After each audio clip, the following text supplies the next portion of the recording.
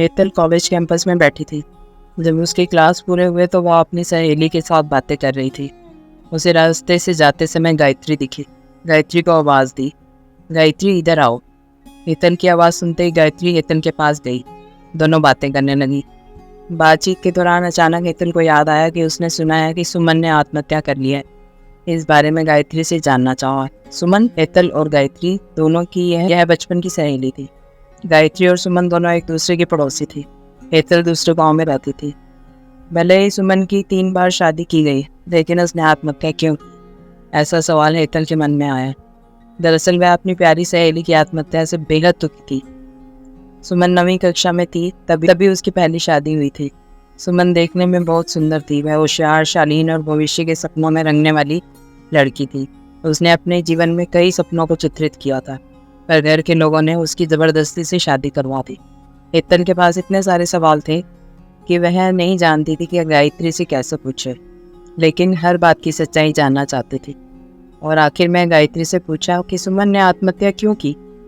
एक क्षण के लिए गायत्री चुप हुई।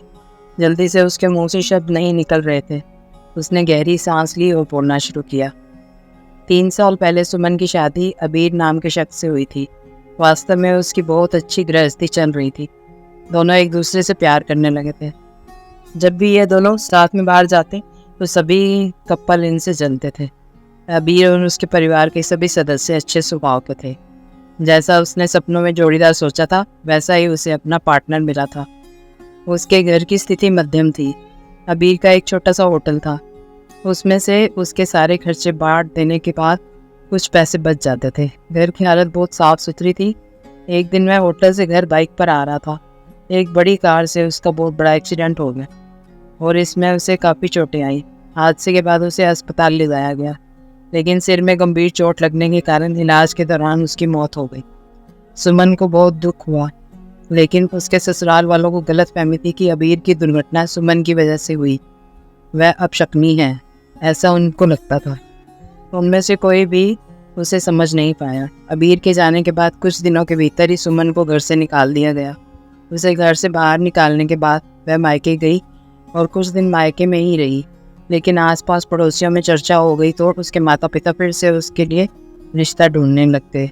जब वह बाहर निकलती थी तो लोग हमेशा उसे ताने मारते थे। इस वजह से सभी बहुत परेशान हुए। ऐसे में उन्होंने जल्दी में अमोल से शादी करवा दी।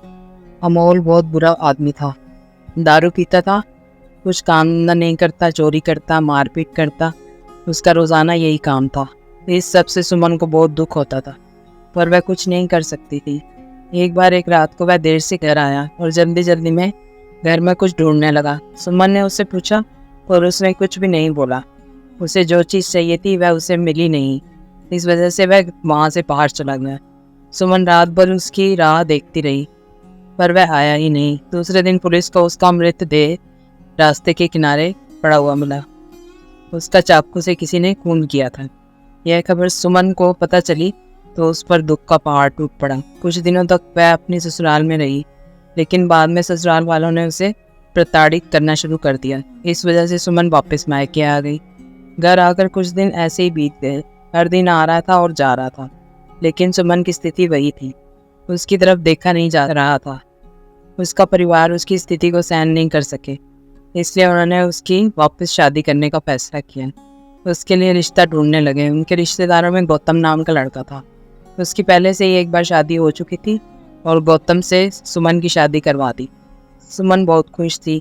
शादी हुई और कुछ महीनों बाद उसे मालूम हुआ कि गौतम को कैंसर है, ब्लड कैंसर। इस बात का पता चलते ही उसके हंसते हुए चेहरे पर फिर से दुखी हो गया, लेकिन उसने हिम्मत से इन सब का सामना करने का फैसला किया। 5 महीने तक अपने पति की सेवा की, लेकिन आखिरकार 5 महीने बाद उसके पति की मौत हो। इस दुख से बहुत तंग आ चुकी थी। कुछ दिन बीत गए, लेकिन बाद में ससुराल वालों ने उसकी जिम्मेदारी लेने से इनकार कर दिया। उसे घर से निकाल दिया। उसके बाद वह फिर मायके चली गई, लेकिन उसके माता पिता, उसके भाई भाभी ने भी उसे घर में आने नहीं दिया। सभी तरफ से रास्ते बंद हो चुके थे उसके लिए। उसे उम्मीद की कोई किरण नज़र नहीं आ रही थी। अंत में उसने खुद को ख़त्म करने का फैसला किया, उसका जीवन समाप्त कर दिया। सुमन की यह कहानी सुन हेतल की आंखें आंसुओं से भरकर बह रही थी। पूरा दिन वह सुमन के बारे में सोचती रही। क्या इन तीनों घटनाओं में बेचारी सुमन का कोई भी दोष था?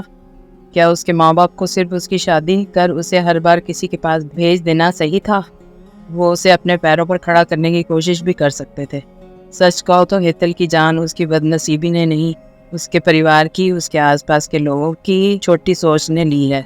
वे बेचारी मनहूस नहीं बदनसीब थी, क्योंकि उसके आसपास ऐसी सोच रखने वाले लोग थे।